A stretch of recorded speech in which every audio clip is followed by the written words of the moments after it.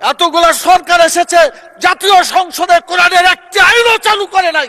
মাননীয় স্পিকার, সবচাইতে লজ্জা, সবচাইতে দুঃখজনক কথা হলো এটা। আমি চ্যালেঞ্জ দিলাম, জামাত ইসলামের কোন নেতা বলেছে আমার কাছে যে জান্নাতের টিকিট আছে বিক্রি করছি? মাননীয় প্রধানমন্ত্রীকে জবাব দিতে হবে, বাংলাদেশে কেন নামাজ চালু করা হলো না? চাঁদাবাজ কোন দলের সদস্য হতে পারে না। চাঁদাবাজ চাঁদাবাজি, তাদেরকে ধরতে হবে, গ্রেপ্তার করতে হবে।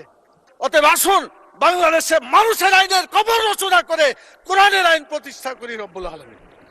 দুনিয়াতে আমরা কেউ থাকবো না, মরার পরে আমাদের আসল জায়গা। এখানে যা আলোচনা হচ্ছে সব দুনিয়া কেন্দ্রিক আলোচনা হচ্ছে।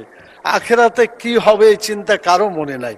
আল্লাহ তাআলা সূরা আলে ইমরানের 185 নম্বর আয়াতে বলেছেন, ফামান জুহজিহা আনিন নার ওয়া উদখিলাল জান্নাত ফাকাদ ফাজ। যে ব্যক্তি জাহান্নামের আগুন থেকে বাঁচতে পারলো সেই সত্যিকার সফল হবে, এবং জান্নাতে প্রবেশ করতে পারলো সেই সত্যিকার সফল হতে পারবে। মাননীয় স্পিকার, সংসদ লবিতে ঢোকার সময় আল্লাহর প্রতি পূর্ণ আস্থা এবং ঈমান, এটা দেখার পরে মনে হয় যে আল্লাহর প্রতি যদি ঈমান থাকে তাহলে তো আমাদের আইনের উৎস আল কোরআন।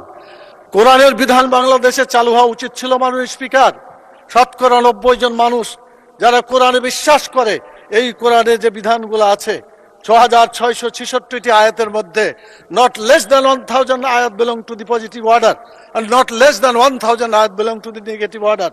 1000 আয়াত আছে যেগুলো হাবোধক আইন, 1000 আয়াত আছে যেগুলো নাবোধক নিষেধ। কোরআনের এই 1000 পজিটিভ এবং 1000 নেগেটিভ আয়াতগুলা বাংলাদেশে কায়েম করতে হবে, এটা আমাদের দাবি। মাননীয় স্পিকার, এরপরে যে কথা আমি বলতে চাই মাননীয় স্পিকার, সেটা হলো আল্লাহ তাআলা যাদেরকে নির্বাচিত করেছেন, হুকুমের ক্ষমতা দিয়েছেন, সূরা হজের 41 নম্বর আয়াত। মাননীয় প্রধানমন্ত্রী আছেন, তার দৃষ্টি আকর্ষণ করে সকলকেই বলতে চায়, আল্লাযীনা ইম্মাক্কান্নাহুম ফিল আরদি আকামুস সালাত ওয়া আতাউয যাকাত ওয়া আমারু বিল মারুফ ওয়া নাহাউ আনিল মুনকার।